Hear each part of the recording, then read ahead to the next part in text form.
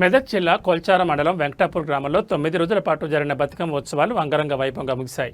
చివరి రోజున తెలంగాణ సంస్కృతికి ప్రతీకగా నిలిచే అట్ల బతుకమ్మ వేడుకను గ్రామ ఆడపడుచులు ఘనంగా నిర్వహించారు. గ్రామంలోని మహిళలు రంగురంగుల పూలతో బతుకమ్మను అత్యంత సుందరంగా పేర్చారు. సాంప్రదాయ దుస్తులు ధరించి తెలంగాణ సంస్కృతి ఉట్టిపడేలా కోలాటాలు చేస్తూ బతుకమ్మ పాటలతో ఎంతో ఆనందంగా ఆటలాడారు.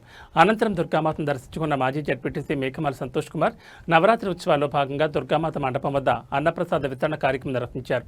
ఈ కార్యక్రమంలో దుర్గామాత కమిటీ సభ్యులు, గ్రామ ప్రజలు తదితరులు భారీ సంఖ్యలో పాల్గొని అమ్మవారి ఆశీస్సులు అందుకున్నారు.